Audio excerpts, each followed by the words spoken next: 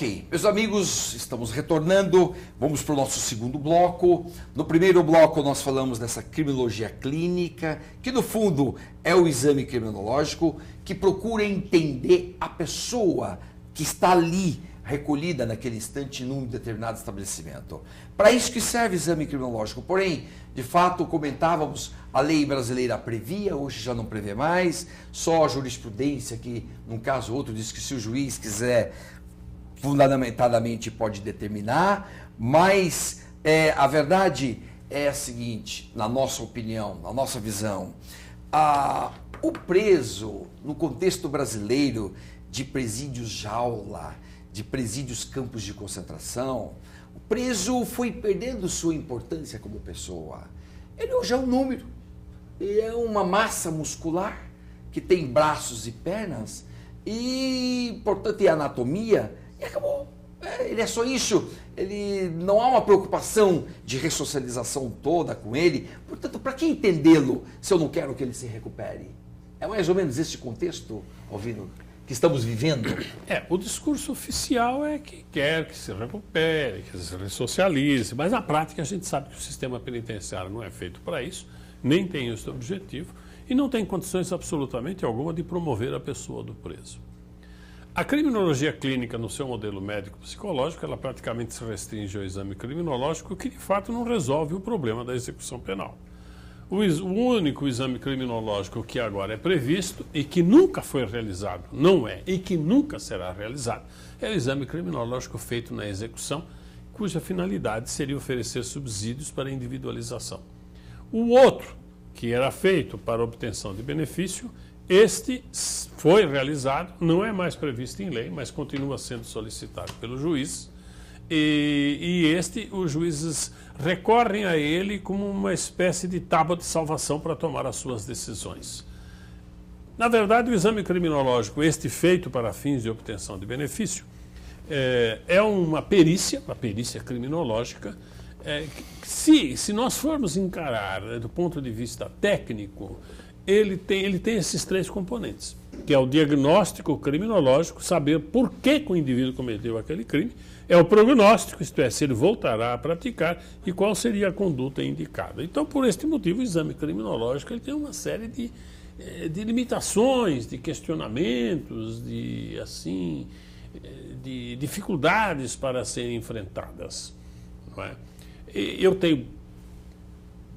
tive prática nisso, fiz mais de 10, 15 mil exames criminológicos dentro de esta visão muito psicologicista, psiquiatricista, organicista do crime, e hoje eu vejo que eu superei bem esta visão meio que predeterminista do comportamento. O segundo modelo que eu proponho no meu livro, que é o modelo de psicologia segunda geração, de criminologia clínica, modelo psicossocial, a gente poderia dizer, bom, mas a reconhecer os fatores sociais, econômicos, culturais, isso não tem novidade alguma. A criminologia clínica médico-psicológica também reconhece, e desde Adão e Eva já se reconhece a importância dos fatores sociais, econômicos, ninguém nega nisso. Só que neste segundo modelo há uma diferença, é que os fatores sociais, econômicos, eles, aqui, olha, as suas análises valorizam os fatores ambientais enquanto autônomos e não enquanto fatores reduzidos ao psiquismo do indivíduo. Porque na visão tradicional, na visão médico-psicológica, os fatores culturais, econômicos, ambientais, eles têm valor enquanto eles são metabolizados psiquicamente, enquanto eles são transformados em conteúdos psíquicos. Então, a assistente social, ela só serve, com perdão da expressão, para me informar sobre a vida do indivíduo, para informar a mim, psicólogo, e ao psiquiatra sobre a vida do indivíduo. Você me informa e eu é que vou trabalhar com isto clinicamente. Eu que vou saber se isto tem valor ou não. Não é? No segundo modelo, modelo de segunda geração, não é assim. Estes outros profissionais, eles não serão meros informantes, não, eles vão entender do problema, porque os fatores sociais e econômicos, eles são autônomos, eles não são mais entendidos como fatores internalizados psiquicamente, mas eles repercutem no comportamento do indivíduo. Então, assim como eles são autônomos, os profissionais que os estudam também são profissionais autônomos que têm a sua própria voz e têm o seu próprio discurso. Então, aí nós vamos ter uma verdadeira interdisciplinariedade. E aí nós vamos formar uma mesa redonda de múltiplos profissionais estudando o problema do crime, que não é mais um problema psicológico, psiquiátrico, orgânico, mas é de fato um problema que pertine a todo o ambiente. Não tem novidade? Tem novidade. Porque no modelo médico-psicológico o ambiente tem valor enquanto ele é transformado em conteúdo psíquico. Aqui não. Aqui o preso, aquele que praticou o crime, ele é capaz de dialogar com o seu ambiente. Ele é capaz de dialogar com estes fatores. Ele é capaz de dialogar com as influências que ele sofreu. Ele é capaz de manter uma distância e dialogar. E é neste diálogo é que vai se instalar isto que a gente chama de recuperação. Que a gente chamaria não de recuperação do preso só, mas a recuperação dele para a sociedade e da sociedade para ele. Porque é uma questão que se estabelece num ambiente, num contexto interrelacional. E aí, então, ele não será reduzido à condição de criminoso, mas ele será tido como pessoa. E aí nós vamos procurar compreender o preso como pessoa. Conhecer as suas verdadeiras aspirações, as verdadeiras motivações de sua conduta criminosa. Porque ele não é criminoso em primeiro lugar, ele é uma pessoa. E, aliás, isto vem de acordo com a Lei de Execução Penal, que prevê, poucos atentam para isto, a realização do exame de personalidade. A Lei de Execução Penal, podemos passar para o próximo slide, a Lei de Execução Penal prevê 3 formas de avaliação. Não é só o exame criminológico, mas é também o exame de personalidade e o parecer da Comissão Técnica de Classificação. Olha aqui, ó, nesta avaliação, levará em conta sua resposta às estratégias de intervenção propostas na avaliação. Isto não é mais exame criminológico. Isto aqui é parecer da Comissão Técnica de Classificação, que os juízes, infelizmente, não pedem. Como eles estão acostumados somente ao exame criminológico, ao poderoso exame criminológico, eles não levam em conta isto que é muito mais importante. É a resposta do preso às estratégias de intervenção propostas, valendo-se não só das avaliações técnicas, mas também das observações dos outros profissionais, incluídos aí os agentes de segurança penitenciários. Observações essas que serão tecnicamente colhidas e interpretadas pelo corpo técnico. Esta é uma avaliação muito diferente do exame criminológico. Este é o parecer da Comissão Técnica de Classificação, que estava previsto na redação anterior da Lei de Execução Penal, de 84, estava previsto no artigo 6º, embora não se denominasse de parecer de CTC, e estava previsto também no artigo 112. Tudo isto foi eliminado, só que os juízes agora, até por força de jurisprudência, estão pedindo o exame criminológico, mas se esquece de pedir o parecer da CTC, que é muito mais dinâmico. Este parecer da comissão está bastante sintonizado com esta criminologia clínica de segunda geração, que vem valorizar o contexto, vem colocar o indivíduo dentro do contexto. 2 observações aqui, Alvino. Primeira coisa, fale um pouco da eficácia prática de toda essa análise personalizada, que isso poderia levar a que benefício prático para a sociedade?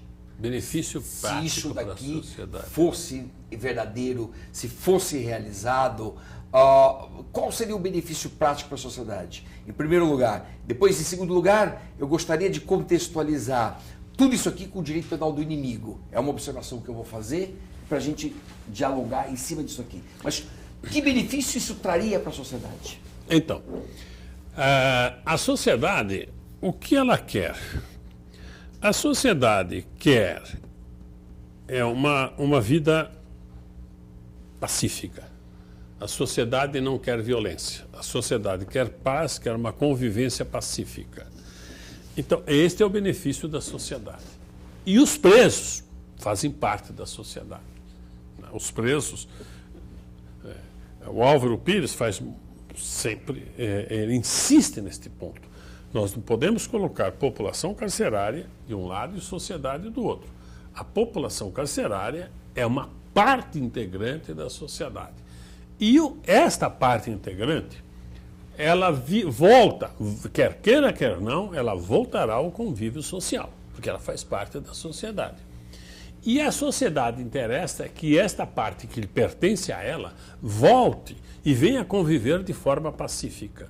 E o indivíduo, para conviver de forma pacífica com o grupo, isto é, acatando as normas do grupo, aceitando as normas do grupo e convivendo com este grupo, ele tem como premissa básica sentir-se feliz. Ninguém vai acatar nenhuma norma para fazer o outro feliz. Ninguém. Ninguém vai acatar uma norma para que o outro seja feliz. Todos acatamos normas para sermos felizes. O próprio São Tomás de Aquino, o maior teólogo da Igreja Católica, já naquela época, no século XIII, já dizia que ninguém pode amar uma outra pessoa mais do que a si mesmo. Então, até o axioma, né? O cristão diz amar aos outros como a si mesmo. Ninguém consegue amar a ninguém mais do que a si mesmo. Então você procura a sua própria felicidade. Então, se todos nós procuramos a nossa própria felicidade, por que eles não procuram? Então, para eles procurarem a sua felicidade, primeiro quesito básico é eles se sentirem pessoas. Eles se sentirem seres participantes. Eles se sentirem pessoas, cidadãos integrantes, cidadãos respeitados. Por que eles vão respeitar a norma de um grupo ao qual eles não pertencem? Pelo qual eles não se sentem respeitados, no qual eles não se sentem pessoas. Se esses exames todos fossem feitos e se nós efetivamente entendêssemos todos os presos, é o que não se passa de modo algum na nossa realidade, quantos por cento, mais ou menos, se poderia imaginar que efetivamente seriam recuperados? Olha, eu vou falar uma estatística aqui que é clara, absolutamente não é confiável, do Letourneau, quando traduz para o francês a obra Lombroso. Isso lá no final do século XIX, ele dizia que se a execução da pena fosse individualizada, individualizar quer dizer trazer a execução para o perfil da pessoa. Para o perfil. Trazer a execução para você. Você. Quais são as suas aspirações? Você. Quem é você? Quais são as suas necessidades? Ele disse, se a execução fosse individualizada, se a pena fosse individualizada, diz ele, né, que os índices de reincidência cairiam a níveis baixíssimos, a tipo assim de 2,38%, não sei onde ele chegou esse índice.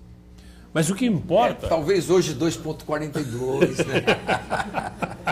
Pois é. Não sei como o Letourneau chegou a esse índice. Mas se ele chegou a esse... Naquela época, isto por quê? Já no final do século XIX, alguém que estava traduzindo Lombroso estava dizendo da importância de se individualizar, de individualizar a execução. Aliás, do próprio Lombroso fala, daí que nasceu a necessidade dos benefícios, da progressão, do livramento condicional, etc.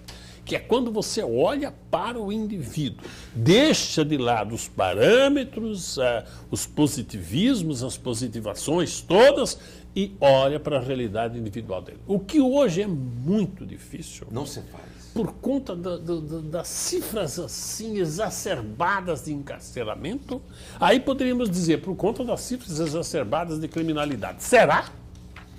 Será? Não necessariamente. O que é do nosso poder judiciário, cuja resposta única e estereotipada é cárcere. cárcere, cárcere, cárcere. E está produzindo cárcere. Está produzindo pessoas que são verdadeiros monstros animais. Então, se a sociedade quiser de volta estas pessoas numa convivência pacífica, deverá tratá-las como pessoas. O Bernstein fala de pesquisa que ele fez, onde menores, hoje não se pode, menores de idade, são adolescentes, infratores, autores de crimes graves, perversos, quando eles foram tratados como pessoas e em trabalhos de diálogos, as pessoas que foram dialogar com eles também se mostraram responsáveis por aquilo que eles tinham feito, aos poucos eles foram assumindo a responsabilidade daquilo que eles haviam feito. Na medida que eles sentiram que a sociedade também se responsabilizava, então os ânimos se baixaram, baixaram as guardas e aí então eles começaram a assumir a responsabilidade. Mas assumiram a responsabilidade como adultos, não só assumir a autoria. Assumir a autoria todos os presos assumem, mas assumir a responsabilidade como adulto. Por que eles vão assumir a responsabilidade perante um grupo que não os aceita? Isto é óbvio. Não tem cabimento eu acatar as normas, assumir a responsabilidade e acatar todos os ditames morais e tal, de um grupo que não me aceita, ao qual eu não pertenço e de cujos benefícios eu não usufruo. Aliás, Freud, já em 1928, no seu livro Psicologia das Massas, ou O Futuro de uma Ilusão, aliás, ele dizia que nós estamos numa civilização, na época e até hoje, onde nós temos uma minoria que usufrui dos benefícios e uma grande maioria que trabalha para construir estes benefícios, do qual esta maioria não usufrui. E ele diz, uma civilização como esta não vai durar muito tempo. Não é? É sério. Claro. É a realidade. Muitos trabalhando para poucos usufruir. É a realidade. E eles estão lá dentro, estão sofrendo. Então aqui eu chamo a atenção para a importância deste parecer. Mas você ia prosseguir na sua pergunta sobre a questão do inimigo. Nós vamos fazer uma pausa aqui no segundo bloco. Já nós vamos retornar, porque agora eu quero contextualizar um pouquinho do porquê que não se faz essa individualização. Vamos dar uma contextualizada. É porque a execução penal nada mais é do que um contínuo do direito penal. Se o direito penal é do inimigo, a execução penal é do inimigo. Mas já nós voltaremos. Já. Ok.